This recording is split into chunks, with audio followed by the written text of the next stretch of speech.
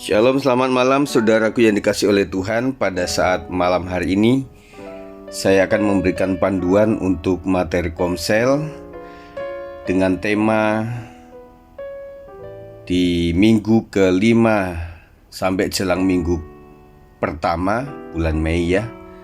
Dari minggu akhir di khotbah tanggal 30 kemarin dan masuk ke bulan Mei ini sudah ya. Nah, kita akan berdoa Tuhan Yesus berkati supaya panduan ini boleh memberikan arahan yang paling tidak di Komsel nanti, meskipun berkembang dengan dinamika yang ada, spontanitas, tetapi ada arahan dari gembala untuk disampaikan kepada para pemimpin dan juga anggota Komsel, sehingga materi ini tidak sia-sia dituliskan begitu saja, dikhotbahkan begitu saja, tetapi boleh menjadi follow up yang baik. Demi nama Yesus kami siap. Haleluya, amin.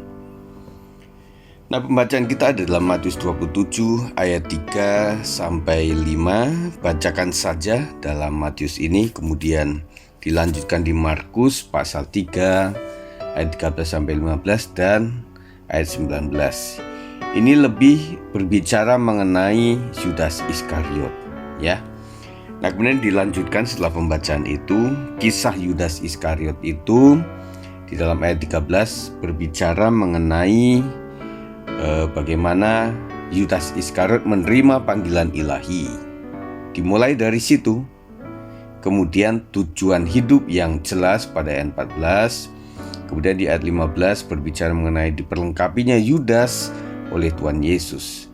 Kemudian di ayat 16 sampai 18 berbicara mengenai bagaimana dudukan si Yudas ini yang dikelilingi oleh rekan-rekan kerja, teamwork dengan visi, misi dan semangat yang sama. Nah, dalam hal ini sebenarnya ingin berbicara mengenai sebuah perbandingan yang seperti ini. Jadi kenapa Yudas sudah begitu menerima pembekalan, panggilan yang luar biasa, dekat dengan murid-murid yang lain sebagai tim kerja yang saling menguatkan seharusnya, kemudian memang langsung berinteraksi dengan Yesus sendiri. Nah, dalam kata kunci ini, kalimat kunci ini, kurang apa lagi ya yang membuat Yudas pada akhirnya tidak sampai kepada finish mengerjakan panggilan ilahi ini. Nah, begitu. Jadi di sini kita belajar dan kita bisa membayangkan orang yang memiliki latar belakang rohani, supranatural, lingkungan yang begitu luar biasa, bisa juga ya tidak berakhir dengan baik, begitu ya. Kita bayangkan kita ini punya latar belakang yang mungkin tidak terlalu rohani, memiliki latar belakang kehidupan yang jauh dari hal-hal yang rohani dan lain sebagainya. Bagaimana nih tindak lanjut kehidupan kita di masa akhir? Kita belum bisa katakan bahwa kita sudah berakhir ya. Saya belum berakhir dan yang mendengar ini juga belum berakhir. Para pemimpin Komsel, ketua wilayah dan juga anggota Komsel, seluruh jemaat GBS 56, bahkan orang-orang sekeliling kita, sekitar kita yang masih hidup juga boleh dikatakan belum berakhir gitu loh. Nah, kita belajar di sini mengapa Yudas Iskariot itu gagal sampai kepada finishnya. Yang pertama kita belajar sesuai dengan khotbah Pastor Pangeran kemarin. Alasan pertama adalah bahwa pemahaman yang salah terhadap sosok Yesus inilah yang menyebabkan Yudas memiliki satu dudukan yang memang agak rawan karena pemahaman sebagai orang atau sebagai murid yang di luar Galilea, yang kota asalnya adalah Keriot di selatan Yudea. Dia ini tumbuh besar di lingkungan Yahudi fanatik yang memiliki pemahaman bahwa Mesias itu adalah sosok yang pasti akan melakukan hal yang supranatural. Dengan konteks ini ketika Yesus ditangkap. Artinya ada satu case yang dia bikin, satu kasus yang dia bikin. Kayaknya nggak apa-apa deh guru ini saya serahkan kepada orang-orang yang membenci dia, dan saya ingin membuktikan apakah betul-betul kemesiasan yang Yesus sebagai yang disebut Mesias itu betul-betul terjadi sesuai pemahaman dia, ya, bahwa Mesias itu akan menyelamatkan Israel secara kungkungan bangsa Romawi, dan tentunya dia memiliki fisik yang luar biasa, memiliki satu kepribadian dan juga yang spektakuler lah yang ada begitu. Tetapi ternyata tidak gitu. Jadi ketika ditangkap ya seperti domba saja yang tidak memiliki kekuatan apa-apa. Padahal yang kita pelajari memang Yesus itu menyerahkan dirinya, ya. Jadi bukan berarti Yesus itu lemah dan sebagainya, tetapi konsep ini rupanya sangat memporak-porandakan kepercayaan Yudas pada peristiwa menjelang penyaliban itu. Padahal Yesus adalah juru selamat yang memang harus memiliki jalan kehidupan yang berujung pada penyaliban dan kematiannya di kayu salib bagi penebusan dosa manusia. Jadi konsep Mesias bagi Yudas yang dia hidup tumbuh di dalam Yahudi yang kental tadi, konsep Yesus yang sebagai juru selamat harus memiliki kisah hidup yang seperti itu tidak masuk gitu di dalam hatinya itu, ya. Jadi yang dia pikirkan itulah yang secara nyata kok tidak begitu. Nah, dia mengolah kisah Yesus itu, dia masukkan kepada alur pikiran dia. Padahal Yesaya 55 ayat 8-9 berkata, sebab rancanganku bukanlah rancanganmu, dan jalanmu bukanlah jalanku. Demikianlah firman Tuhan. Seperti tingginya langit dan dari bumi, demikianlah tingginya jalanku dan jalanmu, dan rancanganku dari rancanganmu. Jadi peristiwa di sekitaran Yesus itu harus dimengerti sebagai bukan buah pikiran manusia. Makanya sempat ide atau usulan daripada salah satu murid yang ingin menggagalkan penderitaan daripada gurunya.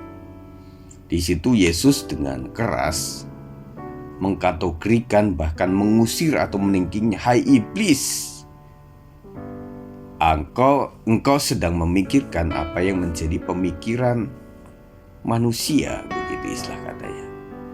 Jadi pikiran manusia itu harus di bawah pikiran Tuhan.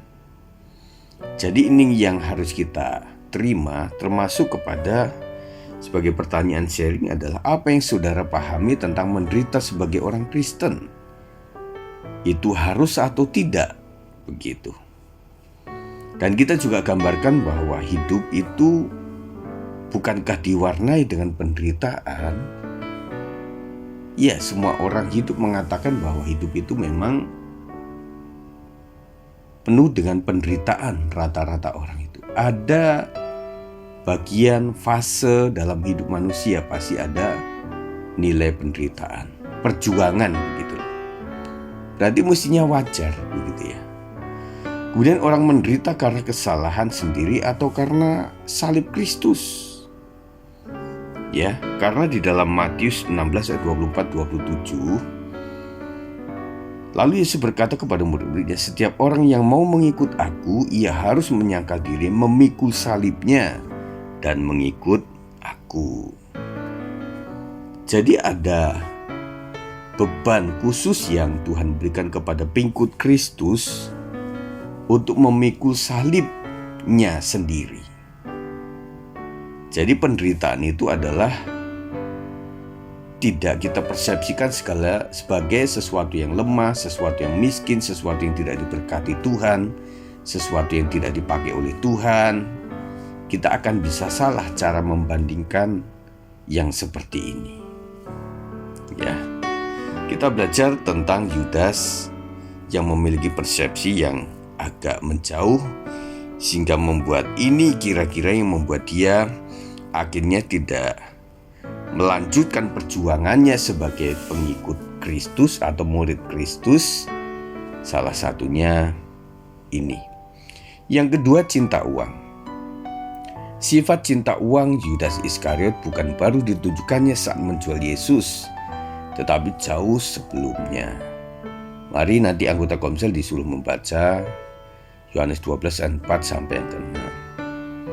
Cinta uang itu sama dengan mengasihi dunia, menolak penderitaan sehingga akan rela melakukan apa saja demi uang. Jadi yang tersembunyi daripada pengejaran terhadap uang itu tidak sekedar mencukupi kebutuhan, tetapi sebagai tujuan. Aktivitas rohani yang padat tidak menjamin seseorang tidak akan cinta uang. Di dalam 2 Timotius 4 ayat 10 ini bercerita tentang Demas yang mencintai dunia ini dan meninggalkan aku. Jadi motivasi yang perlu dipertanyakan dan dipertaruhkan sebagai pengikut Kristus. Kalau kita mengikut Kristus dengan tujuan diberkati, uang, dan lain sebagainya yang enak-enak, ya dalam kadar tertentu itu tidak salah. Itu memotivasi kita dan ingin menunjukkan kuasa Tuhan untuk memberkati kita. Tetapi kalau itu menjadi mengkristal, menjadi sebuah tujuan untuk itu, maka menjadikan Tuhan itu juga menjadi pribadi yang distatuskan atau didudukan sebagai mesin uang gitu, mesin uang. Yang artinya uang banyak nggak datang, uangnya sedikit kita coba mengendalikan mesin uang itu. Kita berkata kepada Tuhan, berkatilah aku ya Tuhan. Setelah diberkati lupa lagi, begitu ya. Jadi Paulus mengingatkan bahwasannya akar dari segala kejahatan ialah cinta uang. Butuh uang? Ya. Tetapi cinta uang? No. Pertanyaan untuk sharing, apa sikap kita terhadap uang? Menjadi tujuan atau menjadi alat? Pasti orang berkata menjadi alat. Tetapi kita harus tahu definisi dan bedanya. Jangan berpikir secara mulut kita berkata uang itu sebagai alat, tetapi dalam praktek sehari-hari itu menjadi tujuan, begitu loh. Jadi kita bisa sharingkan di situ, apa bedanya menjadikan uang itu sebagai tujuan atau menjadikan uang itu sebagai alat. Nah, contoh nyatanya seperti apa? Boleh di-sharingkan di dalam kelompok Komsel. Kemudian yang ketiga adalah tidak bertobat. Kita melihat bahwa latar belakang manusia sebagai hamba Tuhan, utusan Tuhan pun tidak ada yang sempurna. Petrus punya kelemahan menyangkal, Thomas kelemahannya tidak percaya, Paulus juga ada kelemahan-kelemahan khusus yang Tuhan cabut dulu di dalam dagingku. Dan kemudian dia juga pernah berselisih paham dengan teman sekerja dan sebagainya. Daud apalagi, dia pernah berzinah dan sebagainya. Abraham yang pernah menipu, ya, menjadikan istrinya itu sebagai adiknya dan lain sebagainya, ya. Kita sudah dengar khotbah kemarin. Nah, saudara, yang diperlukan untuk dapat kembali berjalan di dalam rancangan Tuhan ialah pertobatan. Tetapi di sini kita melihat bahwa ketika terjadinya Yesus ditangkap dan kemudian terjadinya sesuai dengan kehendak Tuhan, maka Yudas Iskariot malah tidak mau bertobat. Malah dia meneruskan akal pikiran manusia dia. Akhirnya disitulah roh jahat masuk. sehingga membuat dia mengakhiri hidup dengan tragis. Nah, ada sebuah pertanyaan, Yudas itu apakah dipanggil untuk itu atau bagaimana? Sehingga apakah Tuhan Yesus itu tidak tahu bahwa murid-murid itu nanti ada yang menyangkal, ada yang menjual gurunya. Saya pikir kemahatauan Tuhan Yesus, Tuhan sudah tahu itu. Nah, artinya bahwa sebuah kehidupan itu selalu ada free will, tetapi juga ada solusi daripada Tuhan. Saya tahu nantinya kamu akan menjual aku, tetapi itu tidak berakhir. Aku tahu bahwa engkau akan menyangkal aku, tetapi itu bukan berakhir. Karena waktu menjual Yesus, dia tidak langsung meninggal. Waktu menyangkal Yesus juga tidak langsung meninggal. Ada satu masa untuk tetap hidup. Dan Yohanes 1 ayat 9, maka jika kita mengaku dosa kita, maka Ia adalah setia dan adil, sehingga Ia akan mengampuni segala dosa kita dan menyucikan kita dari segala kejahatan. Sebenarnya ada satu waktu di mana Tuhan juga kasih kesempatan untuk Petrus maupun Yudas Iskariot untuk bertobat kepada Tuhan. Tetapi Yudas tidak mengambil kesempatan itu, malah menyerahkan dirinya kepada maut. Itu bedanya dengan Petrus. Tetapi Petrus bertobat dan akhirnya memang dipulihkan. Semua kesalahan di mata Tuhan sama. Kayak gitu, yang menjual maupun yang menyangkal itu sama-sama. Dosa besarnya ada. Karena apa? Sudah dikasih tahu kan, bahwa aku akan begini, aku akan begini, aku akan mati di kayu salib, aku akan menderita, dan aku akan bangkit pada hari yang ketiga, dan lain sebagainya. Sebenarnya sudah tahu, tetapi mereka tidak menjadikan itu sebuah momen untuk terus teringat dan kemudian dia minta ampun atas kesalahan. Pertobatan menjadi pintu masuk dari anugerah Tuhan. Nah, saya melihat bahwa orang-orang yang terus hidup dalam dosa, memang hidupnya tidak akan diberkati secara rohani ya. Tetapi bagi orang-orang yang telah menyesal, bertobat di hadapan Tuhan dan dia kembali kepada Tuhan, itu dipakai Tuhan luar biasa. Petrus pasca pertobatannya dipakai Tuhan luar biasa. Ada hamba-hamba Tuhan yang pasca bertobat Tuhan pulihkan luar biasa. Jadi saudaraku yang dikasihi oleh Tuhan, mari kita akan sharing mengenai apa bedanya kapok dan bertobat. Ya, kita bisa interaksi di situ. Apa bedanya kapok dan bertobat? Ya, kemarin Pak Pangeran sudah menjelaskan sedikit tentang bagaimana dengan gerak tubuhnya ya, beliau sudah kasih contoh. Kalau cuma kapok itu ya posisinya di mana. Tetapi kalau bertobat itu posisinya ada di mana. Begitu ya. Nah, sebagai penutup kita bisa membahas ini, membacakan ini. Mari sebagai pengikut Kristus, kita memiliki pemahaman terhadap Yesus Kristus dengan baik, terutama terhadap misi penderitaannya untuk menyelamatkan manusia dari hukuman dosa.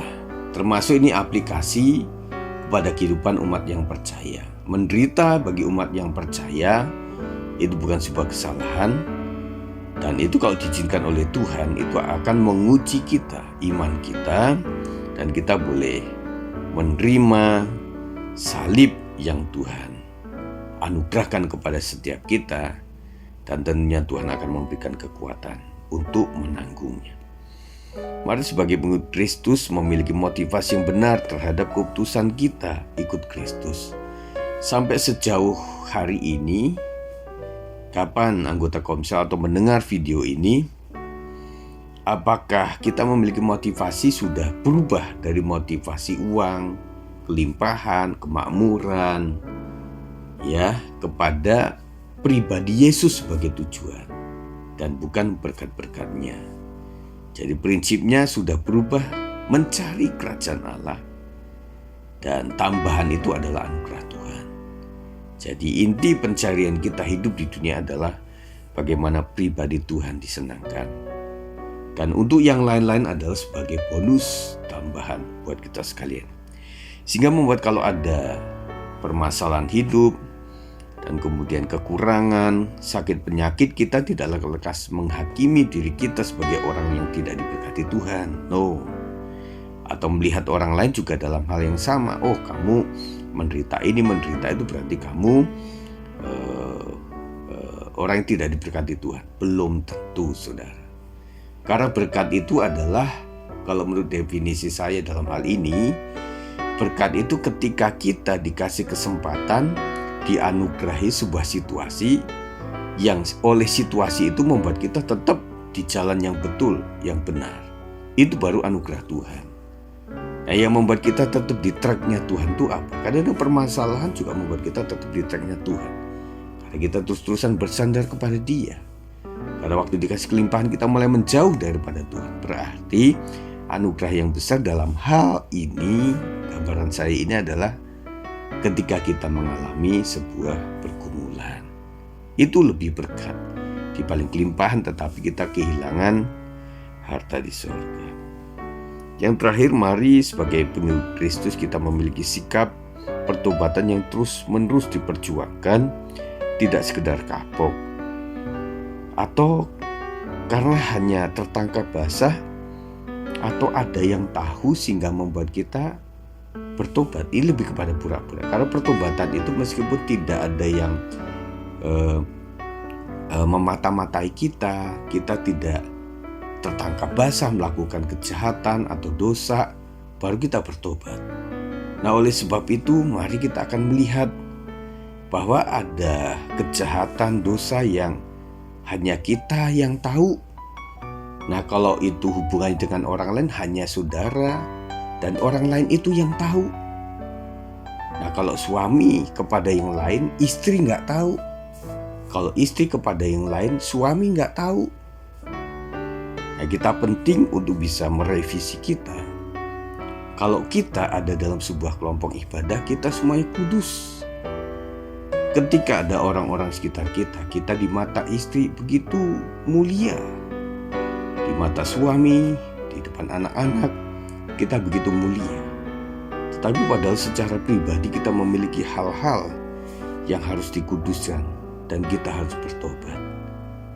Inilah yang membuat iblis selalu memiliki celah untuk menjatuhkan kita. Mari bertobat, bapak-bapak, ibu-ibu, saudara yang dikasihi oleh Tuhan, supaya betul-betul pengiringan kita sampai finish. Tuhan memberkati kita sekalian. Tuhan, biarlah panduan ini menjadikan kami lebih dewasa dalam menanggapi firman Tuhan, belajar kisah Yudas Iskariot yang memiliki latar belakang begitu luar biasa, yang seharusnya menurut pendapat kami tidak mesti jatuh ke dalam masa akhir yang tidak baik, tetapi Yudas mengalami itu. Ajarkan kami tetap setia dalam keadaan apapun juga. Demi nama Yesus kami sudah mendengar firman. Haleluya. Amin. Shalom, selamat malam. Salam sehat, mari hidup sepenuh hati untuk Tuhan. Hidup menjadi berkat. Amin.